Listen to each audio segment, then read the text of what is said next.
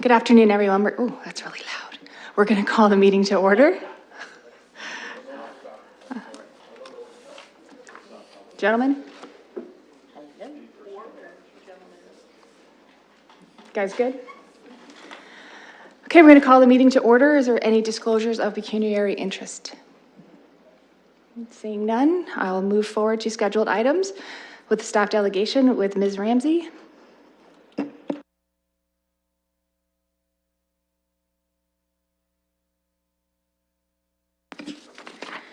Thank you. Good afternoon. Through the chair, for today's presentation, we're going to be providing an update on some of the pre-planning activities that we're working on in preparation for the formal TPAP. And we've had a few busy weeks with lots of consultation going on, and a lot of what we heard during that consultation helped us to be able to frame what we thought would be useful to share with the working group today, as well as those that may be watching from home through the live stream. So sort of the basis of how we focused our update for today. We're going to start in with an update on some of the consultation work we've been doing, on some of the response we've been seeing, and then what we have planned for the next couple weeks. And then also a technical update, so kind of let you see some of the ongoing technical work that we're doing and what that's going to lead into in terms of the work and the outreach that's going to be happening again in the next few weeks. And then we're going to wrap up with a bit of discussion about local service integration, because it's something that we've heard we can't talk about enough, so we want to make sure we're getting that message out there, and we kind of provide a little bit more insight into that. So we're continuing to see some increased activity from a social media perspective. Some of the stats that we've seen since we last met with this group a month ago, we've had an additional 1,350 visits to the website, and of those, over 400 were again going back to have another look at the master plan. We've had over 20,000 Twitter impressions since last meeting. So that's been really good. We've got a regular presence out there on social media. So we're hitting about an average of just under 1,000 impressions a day on Twitter. It's up about 170% from what we were seeing earlier. And our Facebook, each of our posts seems to be reaching about 715 followers, which we're really happy with that.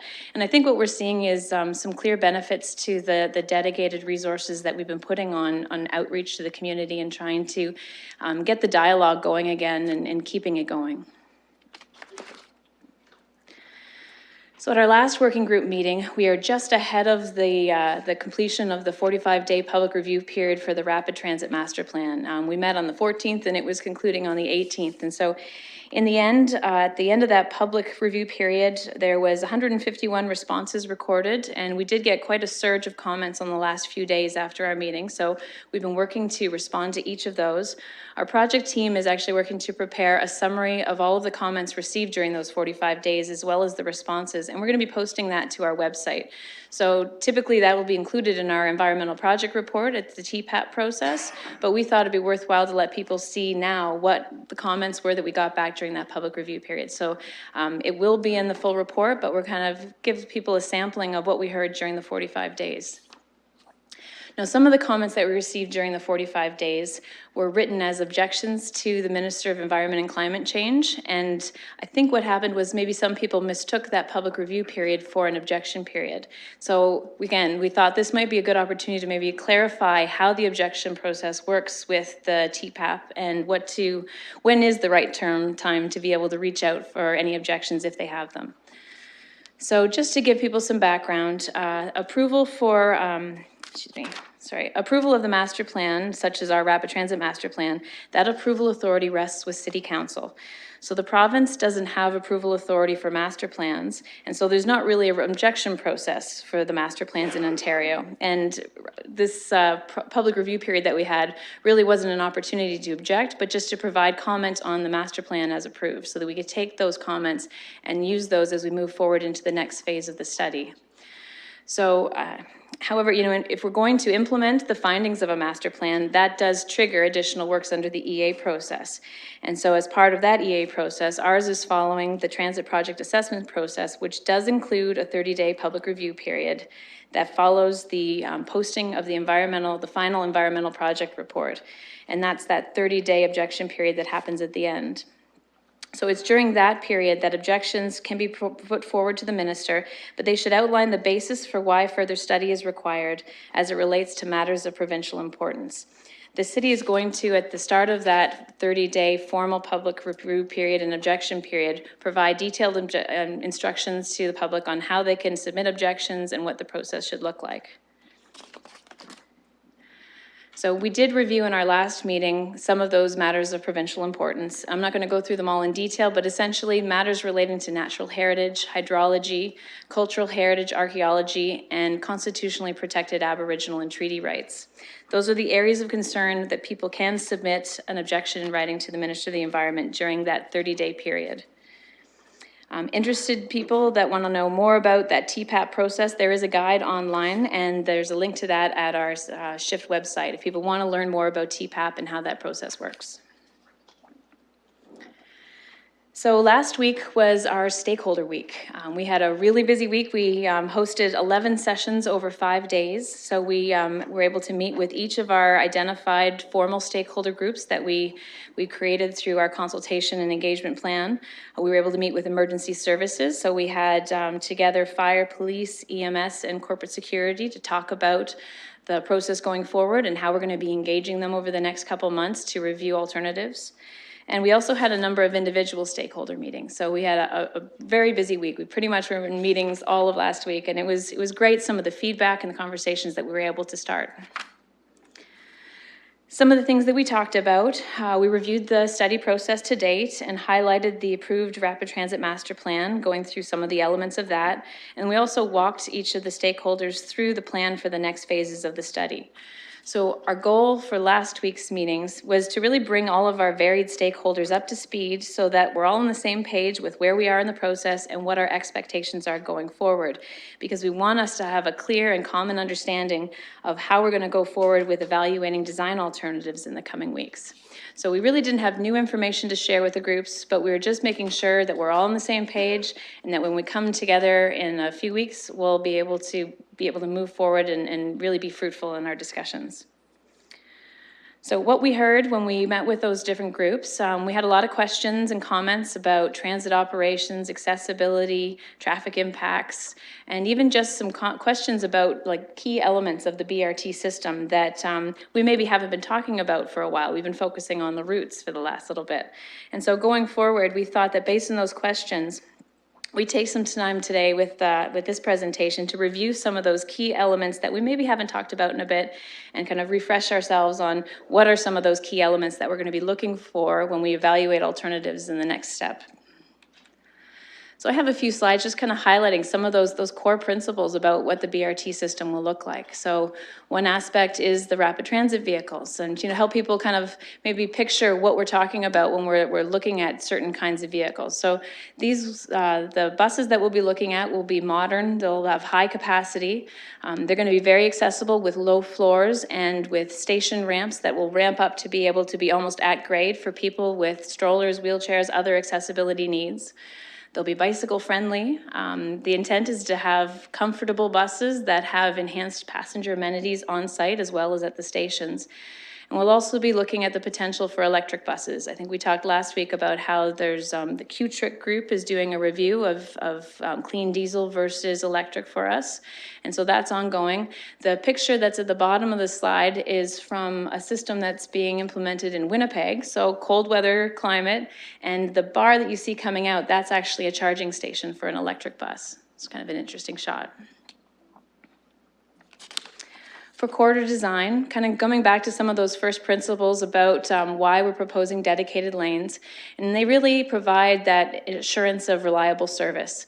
They're able to avoid delays due to auto traffic and can be able to streamline with limited stops to be able to improve reductions in timelines for boardings and off-boardings, A-lightings, flexibility or to accommodate and optimize future modes as well. So BRT will always be the spine of any future transportation system, but it also leaves us flexible to be able to consider different technologies as we move forward. The designs for the corridors are going to be context sensitive and try to be able to create pedestrian friendly, walkable, streetscaped downtown zones and along other corridors. And part of these will have to definitely respect the heritage constraints along each of those corridors. From a station perspective, we're looking at an average spacing of about 740 meters. So if you were to be at the midpoint between two BRT stations, it might take you about 5 to 7 minutes to make the walk to that large station. We're going to talk later about local service integration, how the local service also integrates with that to be able to provide additional points to maybe connect with BRT throughout that. From a design features, we're going to be looking at stations that are attractive, accessible. We'd like to be able to look at options for providing real-time information, which again helps people move away from the schedule and be able to be more free in planning their routes. Wayfinding, making sure that we're having connections for pedestrians and cyclists, and again, integrating the design of those stations into the surrounding communities. From a service concept, just reiterating the fact that the current ARC master plan identifies the northeast corridors as having a headway of every 5 minutes, and on the southwest corridor would be every 10 minutes. And again, with local service integration, rapid transit isn't intending to replace the LTC bus system, but to integrate with it. And they'll work together to form a network that serves the entire city. So combined transit service will increase by 35% between 2015 and 2035.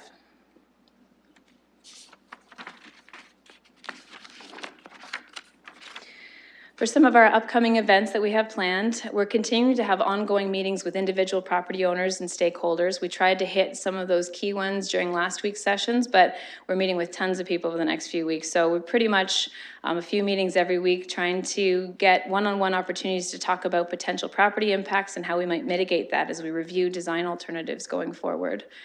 We're going to be attending a few community meetings, some ward meetings that we've been invited to. There'll be an update to our newsletter. Our next release of the newsletter is coming out in October, and we're planning to get that out in time to release also at the employee engagement event, which the city is planning on the 18th and 19th. We'll have a booth there. So again, working from inside, trying to explain what to expect from BRT to some of our coworkers at the community or at the corporate engagement event.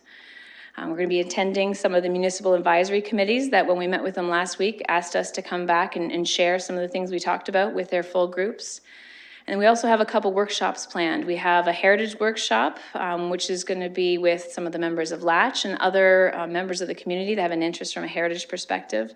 And we're also planning a workshop where we'll be looking at station and streetscape design. And that's something that we're going to be opening up to the public and having an opportunity for people to come in and kind of throw out some ideas on what they envision for the streetscape and the stations that we'll be incorporating with rapid transit.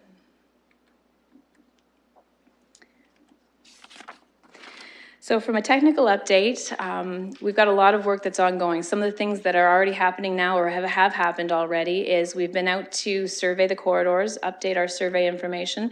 There were some areas where the final approved corridors weren't picked up in our original survey work, and other areas where we just wanted to have more information. We also had some drone work done to be able to capture images and videos along the corridors, which we're going to be using to help produce renderings that we hope will be very helpful in communicating some of our design alternatives to the public at the next Public Information Center. We've been out collecting traffic counts at many intersections, and that information is just wrapping up to be able to feed into the traffic analysis that we'll be doing, and I'll get into that on the next slide. We've had natural heritage work underway, and the 3-season inventory has been completed, and we're moving forward with the approved scope for the EIS. So that work is also well underway at this point. And we're starting into a business and impact assessment for Wellington Street.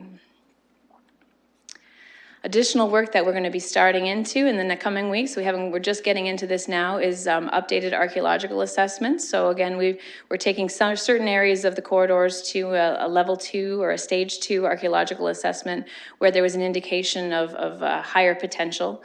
We're looking at a cultural heritage screening study that's kicking off this week. And then we're also, now that we have our traffic counts, we're going to be looking at our traffic impact modeling. And so we're doing quite a bit of modeling to look at each of the individual intersections to help us to be able to define what we need for turning lanes, for taper lengths and storage within those lanes. And then on top of that, we'll also be doing our enhanced modeling of the areas in the core and the surrounding Richmond North areas. Part of that is going to be looking at the impacts of different alternatives and how it might have an impact on diversion of traffic and the changes in how people approach their trips. We're well underway with our utility impacts review. So one of the things we're doing is our consultant is working with us and all the divisions in engineering to be able to create a detailed inventory of all existing infrastructure under the current rapid transit corridors.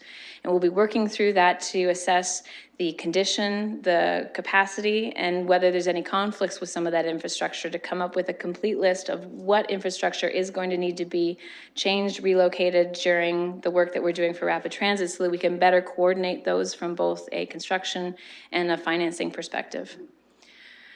We're working on design alternatives. That work is already underway and coming up with evaluations of those. So we had identified some 9 key focus areas that we're going to be preparing to bring back to the PIC, but we're also looking at alternatives along the full corridor that's happening right now. And lastly, we're having another review and revisit of local service integration so that we can make sure that we're optimizing how those two systems work together. So here's some of those 9 focus areas. We kind of touched on this in our last session, but these are the key areas where we felt there was the most public interest, and we'll be aiming to bring back different design alternatives and review evaluation for each of these 9 areas at our Public Information Center in December.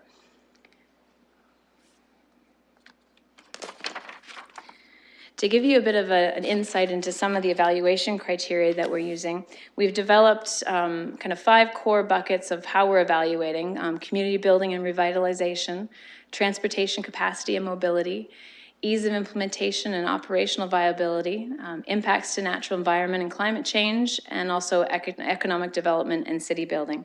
And so our project team has created an evaluation matrix which delves into each of those different areas and comes up with different options to be able to weigh our various alternatives that we're coming up with, to be able to provide a transparent evaluation to get to a preferred preliminary design.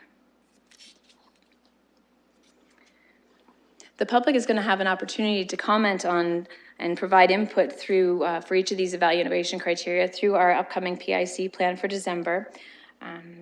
Some of the key aspects that we'll be evaluating will be alternative lane configurations. And so, for example, Richmond North, we'll be looking at all different lane configuration alternatives, including center running curbs, median running curbs, 2 lanes, 4 lanes. And so that's a big part of that. And I think in the past, when we've tried to illustrate what those different lane configurations look like, we've sort of shown plan view drawings. So what I wanted to maybe take some time today was to show you some real life images from other municipalities, other communities that have BRT, so we can kind of talk through what they look like. And then what we'll be doing is it'll hopefully give people a better understanding of what we're talking about when we come forward to the PIC. So this is an example from Chicago. This is called the Chicago Loop. It involves 4 main streets in downtown Chicago, and each uses a dedicated curbside transit lanes. They have some longer platforms with seating and shelter from the bus. You can see there's some real-time screens providing bus travel information. One of the things to maybe when you're looking at this picture is to visualize our King Street and Queen Street couplet. It's a very similar arrangement where you have the curbside running lanes with the traffic lane on the other side of the road. This is an example from Boston. The Boston Silver Line is using curb lane running. So you can see in this case, there is a dedicated lane running on each of the curbs. There's an example of a station to the one side. You can see the platform and how that's set up. And then in this case, they've got sort of a rumble strip type approach separating the middle.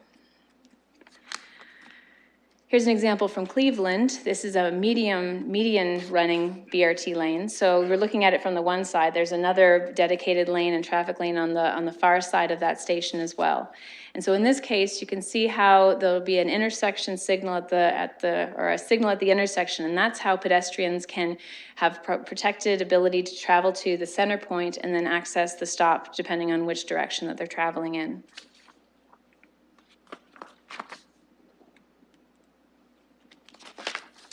This is the Arlington Metroway. This is another center running example, but the reason I picked this photo was because it illustrates really well how the protected left turn movements would work. So this is an example where there's a center running median. We got the bus rapid lane there, and so the people that are heading, towards, I don't know what direction this is towards me. You can see there's a left turn lane in the photo. So they would have a protected signal that would allow them to either make a left turn lane, or left turn movement, or make a left turn U-turn movement if they wanted to access any destinations that are midway block through that block. So that's something that it's kind of helpful to be able to visualize how that turning movement would work. This example is from the Viva system in New York, or the Newmarket. This system is the center running medians. And so again, we're seeing sort of one side of the road, sort of a larger example. And you can see the dedicated lanes on the side and just the beginning of the taper for another one of those dedicated left turn lanes that would allow you to make either a left turn or a U-turn movement. So hopefully those are some examples. You know, at the end of the presentation, if there's any questions about those, we can talk through some of those examples and bring them back up. But I wanted to be able to let people visualize what some of these different lane configurations are going to look like in other municipalities and how they might look like in our city. Now, through the public review period comments, as well as our stakeholder week, we heard that many people still are seeing the BRT and the local LTC system as separate systems. And what we wanted to do is help provide some clarification on how those will be integrated. So strengthening the local transit service to work together with rapid transit is an important part of the project. Existing bus routes will be integrated to provide connections to rapid transit stations, and this will help to improve transit throughout the entire city and not just along the rapid transit corridors. In 2016, LTC completed an initial study to develop a framework for integrating local transit routes with the planned rapid transit network. They had 5 principles that they applied, being the ability to maintain connections, the ability to meet policy-based headways, so time between buses, directness of service, minimizing duplication with rapid transit, and the ability to maintain effective operations.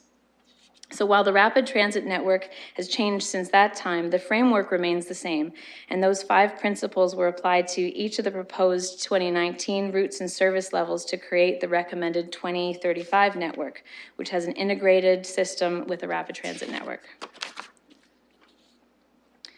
So to help people understand how rapid transit and the local services will work together, there is a framework that's been established that was set through the master plan on how local services buses might be able to work within the confines of the rapid transit system. And it changes depending on which area or which configurations the system is running under for BRT.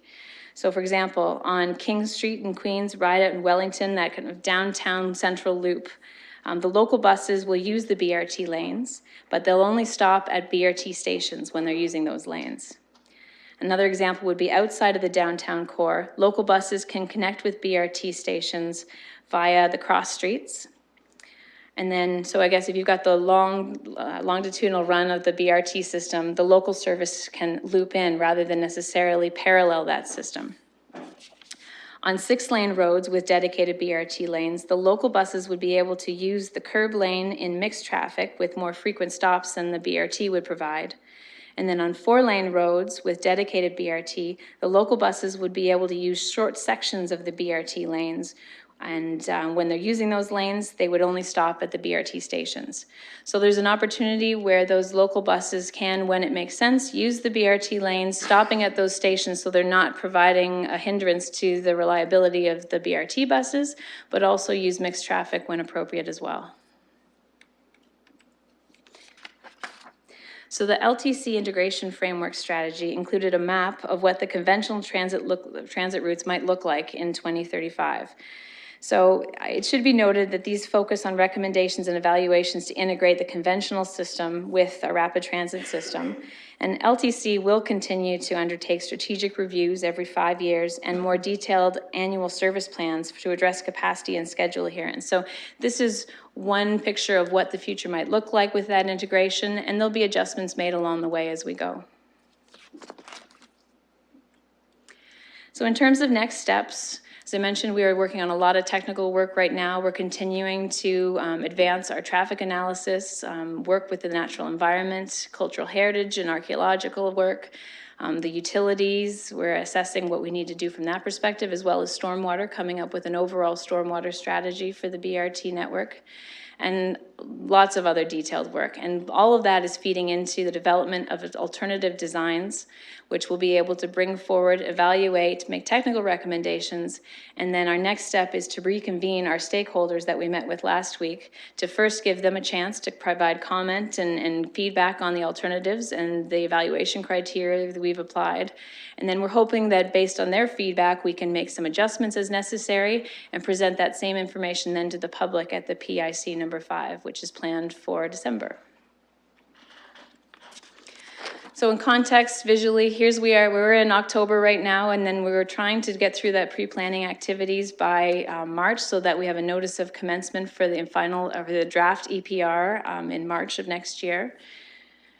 And so what I wanted to do is kind of maybe take some time to kind of present to the working group sort of what we need to accomplish over the next few weeks, particularly up till Christmas. We've got a lot of work to do, consultation to do. We want to make sure that we're able to fit everything in what's going to be a very shortened time.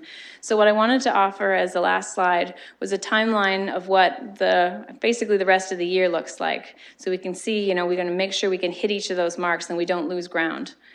So essentially, the next month, we're continuing to work on developing those alternatives. In the meantime, continuing community meetings, getting out to some of the municipal advisory committees, and having we've got the employee engagement event next month. So ongoing, as well as we're having ongoing meetings with individual property owners and stakeholders. That's going to happen right through until we're ready to come back to the stakeholders in November.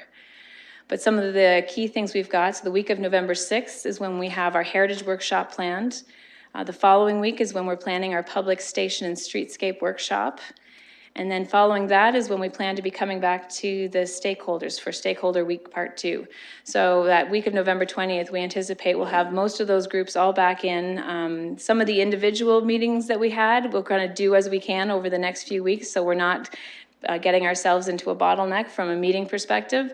But the goal is that at the end of the week of November 20th, we've had a chance to bring our design alternatives back to the stakeholders, get their preliminary feedback, and then move forward to prepare for the PIC in December.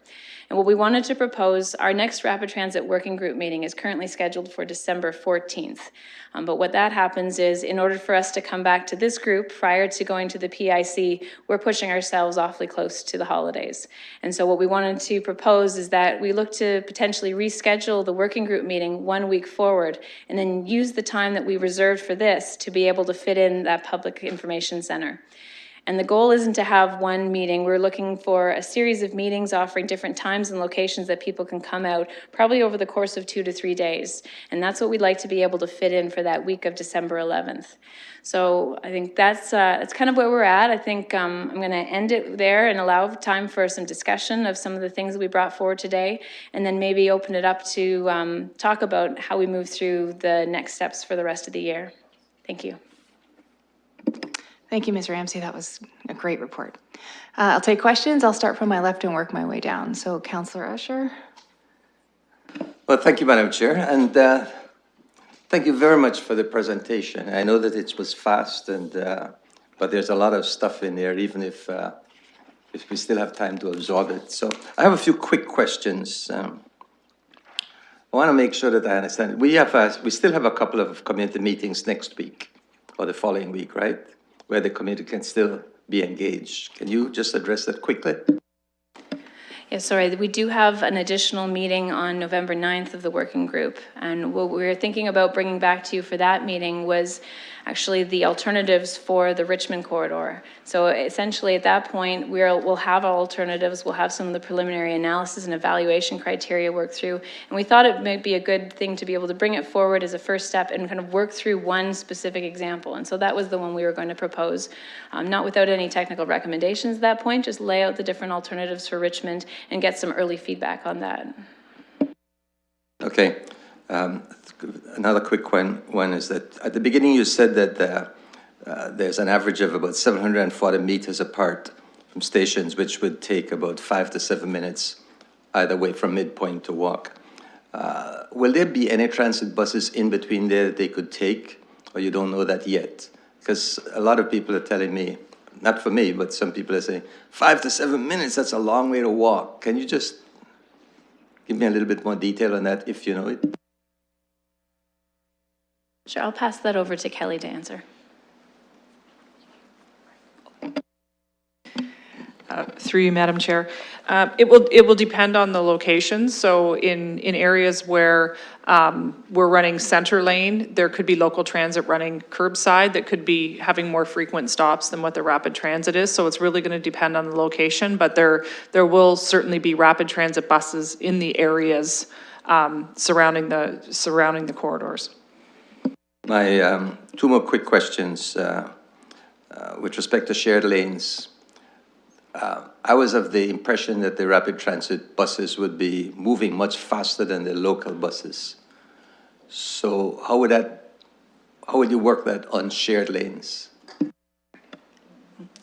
Through the chair, the rapid transit buses don't drive faster, they just drive more steadily. So they don't have the impacts of traffic to slow them down in other ways. They move at the regular speed of traffic, but they have a higher reliability because they're in a dedicated lane. So they're not high-speed buses, they're just reliable buses. Thank you. And my last question for today, I'll ask my other question at a different time, is to do with railway crossings. We may have particularly one that people are concerned about, and there may be others, but more specifically the one in Richmond. And while I'm asking that, will we incorporate Adelaide into this project? I mean, I know that we don't have rapid transit along Adelaide, but in order to help with the frustration in other places to have Adelaide, I brought this up once before, and I don't know if we incorporate it. Could you answer those two for me? Thank you, through the chair, to the councillor.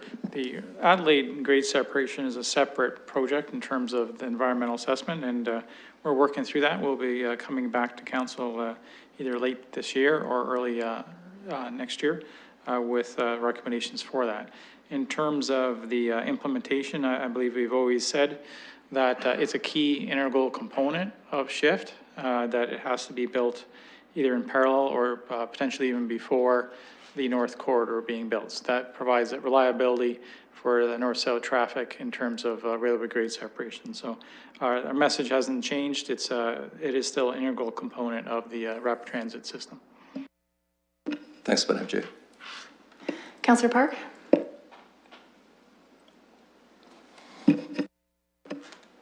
Thank you, Madam Chair. My questions are about the differences in the different types of stations, like the curbside and the non-facing curbside and the median side, and in particular the median transit stops. Can we talk a little bit about like how accessibility would work in terms of those stops? Like, I just wonder what kind of information you have. I know that some folks that are differently abled sometimes have even trouble crossing the street, let alone making it toward where they need to go by the time the light is done. I just wonder if you have any context on that. Thank you. Through the chair, with respect to median running stations, the signals at the light will be able to allow people to have a protected crossing to get to that center median. One of the difference with the center median is now people don't actually have to cross the full length of the intersection to get to, if their bus stop is on the opposite side, they really only have to make it to the center portion. As well, if they need to make a full crosswalk across the intersection, they now have a refuge point at that middle point where if they need to take 2 cycles to be able to get to the full side, that's an option they have as well. And the stations in the center will be fully accessible with ramps up, and then when you get to the point where the bus meets it, it's to be at grade with the floor of the bus. Thank you very much for that. That's very helpful. You mentioned something about the dedicated left turn and U lane, so that would be like 2 functions within 1 lane going forward. That's really good, and I like that, especially with a lot of the feedback that we got in terms of like, oh great, I live on the left side of the street, I'm trying to get there, but perhaps these stops will be in the way. So that's very good information. And I think the work plan that you have ahead of you going forward is very wholesome, and I have absolute faith you'll get to where you need to be. And just while I'm on the record, I'm happy to reschedule the December meeting. Just throwing that out there. Thank you. Any further questions on this side of the horseshoe? Councillor Van Holst? Thank you. I don't know if it's so much of a question, just congratulations on how well organized your outreach has been. So you've got to many stakeholders, and that's great to hear. I think some of the other counselors have covered things that I was interested in. Talked about enhanced passenger amenities. I'm wondering about, it's maybe a kind of an early detail, but it is something that would change people's experience entirely. About Wi-Fi at the stops or on the buses, because that would certainly distract people from the feeling of waiting. Is that a possibility there? That's definitely, through the chair, that's definitely something that we're considering. Part of the workshop that we're going to be having with the public on station design is going to be asking those questions. Are people interested in having certain resources available at the stations? What do they look like? How do they integrate with the community? So we're going to have more of a sort of a design option where people have the ability to comment on different aspects of station design and tell us what's important to them. So that is one of the things that we'll be putting out to the public. Thank you, and there's going to be information, sort of real-time information possibly available there. Are those going to be interactive, or have you seen examples from other cities where there's going to be interactive kiosks at those kinds of locations? I know they exist in other cities in different places, but for transit, is that something other cities have implemented? Thank you to the chair, to the councillor. As part of the master plan, we had a whole ITS strategy developed, pretty thick document that looked at all the possible opportunities, including Wi-Fi and interactive displays as part of this. So it is going to get flushed out in this phase of the work, but the framework for our intelligent transportation systems has been identified through the master plan in a separate document, and did look at all of those various items that you have mentioned. Any further questions? Moving to this side of the table. Commissioner Shepherd. Thank you.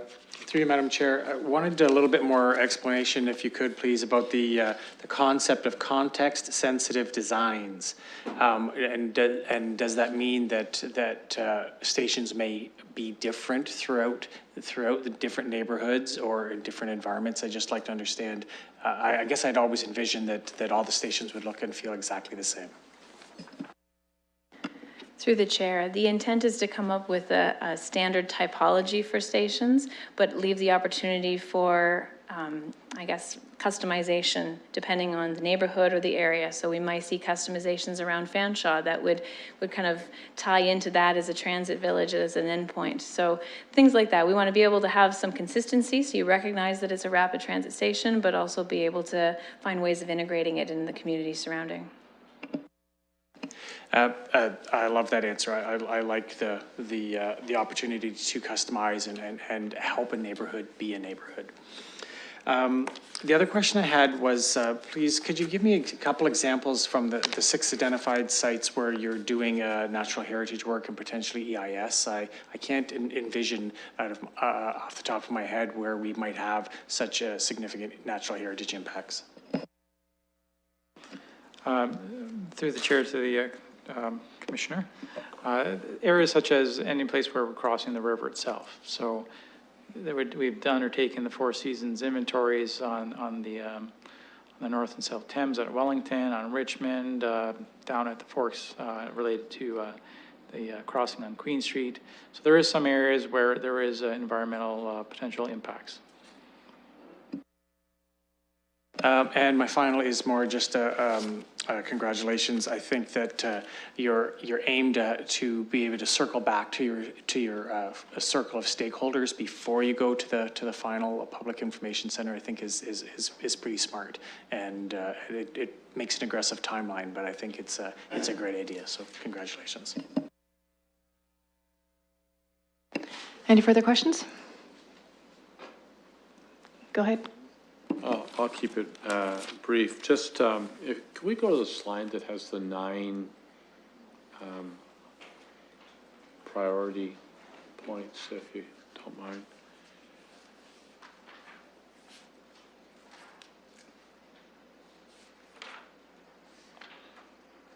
So, in terms of the focus areas, I'm trying to connect that to the consultative process, and maybe you could explain that a little bit to me. So, these focus points, And how are you connecting that to the consultation, or is it just separate, that these are just areas that we really need special attention? Through the chair, yes. These are areas that through the master plan seemed to warrant either special attention or were of key public interest. And so we've tried to approach those that these are the areas that when we come in forward with the PIC, we'll have an actual layout of the different alternatives. We are looking at design concepts and alternatives throughout the entire 24 kilometers, but in order to be able to manage what we're presenting to the public, we felt that these 9 key areas touched on the various different cross-section potentials and different areas of the city, as well as hitting each of the I guess, key nodes in transit villages. I guess one of the things, and I appreciated the comments about local versus BRT, and do we have one transit system or do we have 2? And that is a general sort of misnomer out there. It's like this is, in the animal world, this is one phylum and this is another phylum, but they're completely different for some way. I don't know why that is, but somehow we have to overcome that, because there's a feeling out there, Madam Chair, that continues to persist, that BRT is something totally different and has nothing to do with LTC. And I'm not sure how we're going to get over that, but maybe we need to really think about some of that in terms of some of our media coverage. I think the other thing, and you've covered it quite well in terms of your presentation today, but I just continue to hear that story out there, and it's a nasty narrative that really creates a problem and a challenge for some of us that are representing areas that are not on the spine of the BRT itself. The second part is just on the community stakeholder. I mean, the one group was all the community people, and the others were, Western and institutions and all that sort of thing. I think that's great. As we know that some of those groups were quite expressive, could we say that, back in the spring. And I want to make sure that we're really catching those folks, so the downtown businesses, the Richmond Row businesses. So my question to you would be, is to what degree did those people show up in this last round of consultation? Not just the, folks from Main Street or Downtown Business Association, but the actual individuals, because I don't want us to get into the situation where we think we've informed them and invited them and they haven't shown up, and then they show up at the, at the 11th hour. Through the chair, we actually had very good attendance at our stakeholder sessions last week. So part of the stakeholder groups was to bring multiple people around the table so we could get some of that cross-germination between ideas and thoughts, but then we're also meeting with them individually as well. So that went really well for next week with many of the business owners, individual. That's what we're going to be looking at over the next 4 weeks, is to try to actually be able to talk one-on-one with some of them and have something to show them in terms of early designs and concepts for alternatives, and start talking about impacts and options for mitigation. So I think that our core stakeholder group that we captured last week got a really good cross-section, had great attendance, and now we're moving into more of the one-on-one stage with the next phase. Any further questions? Councillor Helmer? I think this is a question for transportation staff, maybe more so than the shift team, but in terms of how we're communicating around the construction aspects of the project, I know this is something that people are very interested in, so regardless of sort of what the public meeting is about, they're going to have questions about the construction impacts. To what extent have we, through the monitoring we do for pavement quality index, like have a sense of what needs to be done to these roads, whether we're building rapid transit or not? And are we going to be able to communicate to people, look, the pavement quality index for half of the road network that we're reconstructing needs to be repaired within 5 years anyway, and we're going to have construction on these roads anyway, and this is a way to get the provincial government and the federal government to cover some of the costs which they otherwise would cover zero. Thank you to the chair, to the councillor. That's correct, and there's been a number of projects that we have actually even delayed because we knew we were going to be doing rapid transit. So when you go along these corridors, you may see transportation staff out there doing some minor repairs. We're where we'll do like a shave and pave just to hold in place the pavement we have out there. And I'll use the example of Queen Street this year. We know it's coming on the rapid transit corridor, but we need to do some repairs for the short term. And then same with Riverside last year, we did that.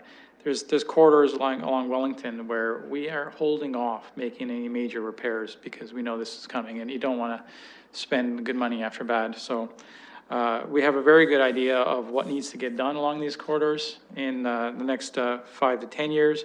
And you can rest assured that we're putting in place a plan to hold them, to make sure that they're workable.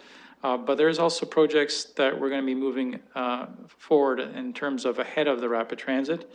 There is the work that's currently being done in Oldies Village to deal with the underground utilities in that area so that we can just come back and just do the surface coating for the VRT.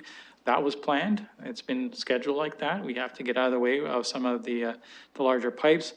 And we're coming back to council with a report, I believe in November or December, related to downtown construction projects and coordination. You may recall that we had a report last year about that, and we're coming back with an updated schedule of what's getting repaired, when, how it relates to shifts, and how the overall coordination is going to occur with shift as we move forward.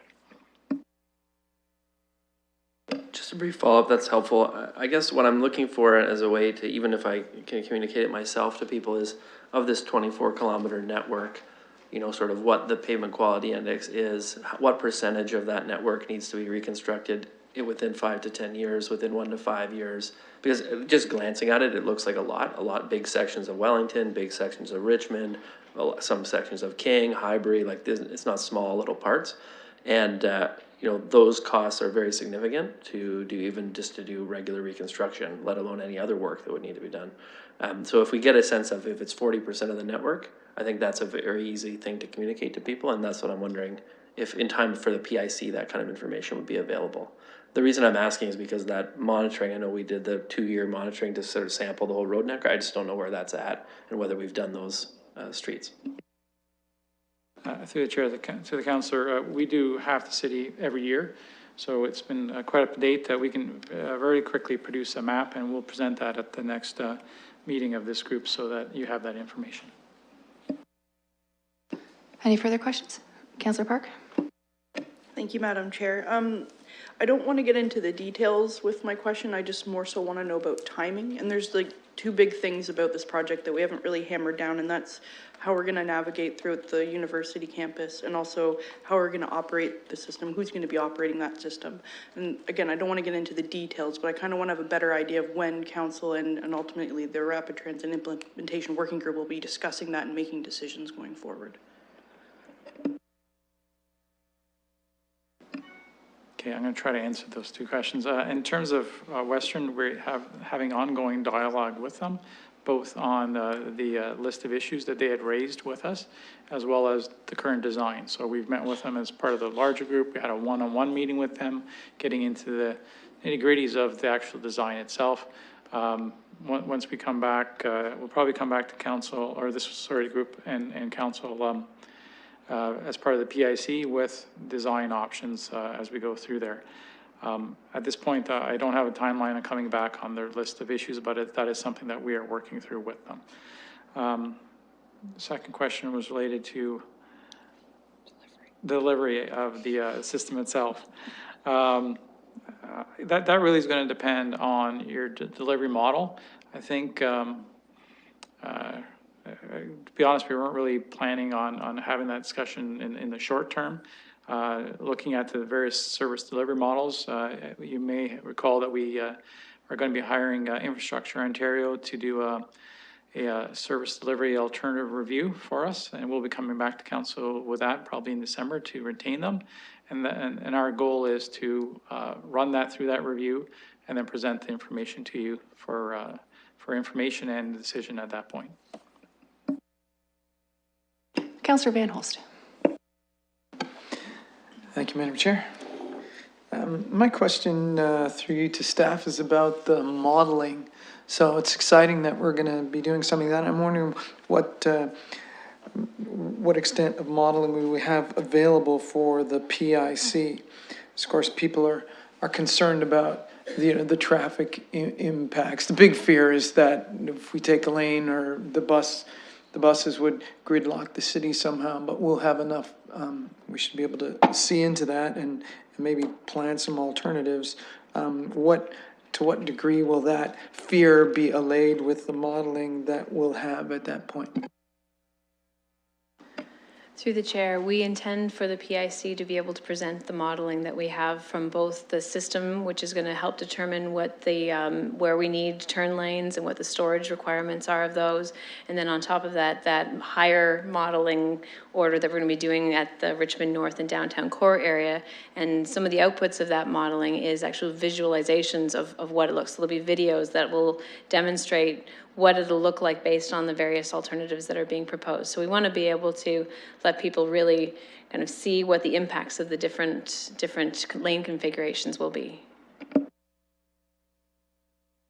Okay, thank you. I want to say 3 times thank you for considering the park and ride out at the 401, because that is so sensible. That makes a tremendous amount of sense in terms of keeping the cars out of here. That was a great thing to see. Will this consider a pedestrian crossover of the tracks at on Richmond? That was an idea that came up prior to me tossing my pencil.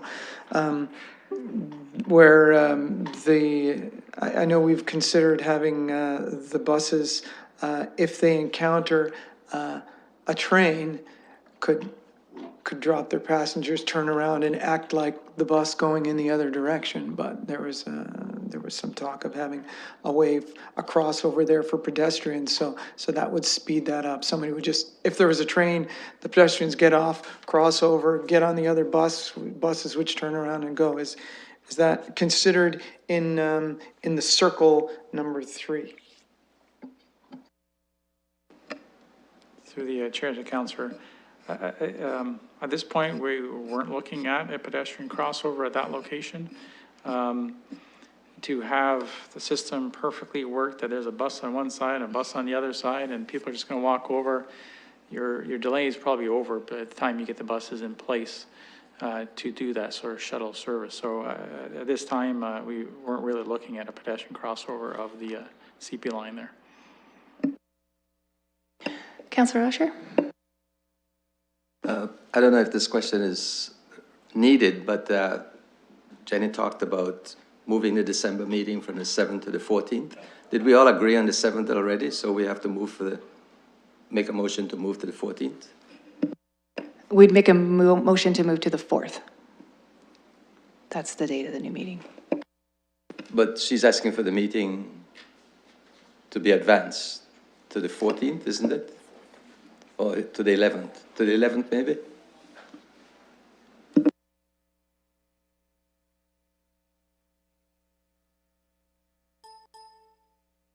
We'll just bring up that slide again. I think what we were looking for was trying to find a time that was conducive to the working group to move it up a week. So it was the week prior to, it's currently scheduled for the 14th, which is a Thursday. We thought maybe the Thursday before that, which would be the 7th. But if that doesn't work with your schedules, then there was an option to look that for, so we could free up that week of the 11th for the PICs.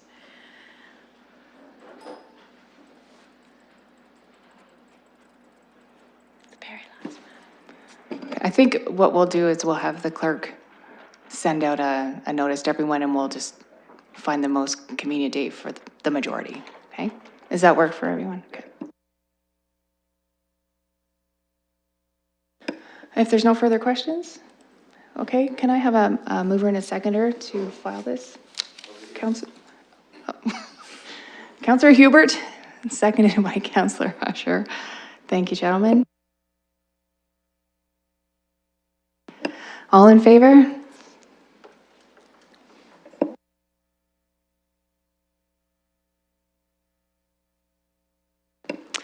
Okay, we're moving on to item 3, consent items. Is there any questions or concerns? Okay, Councillor Usher, you move. Can I have a seconder, please? Commissioner Shepherd, all in favor? Thank you.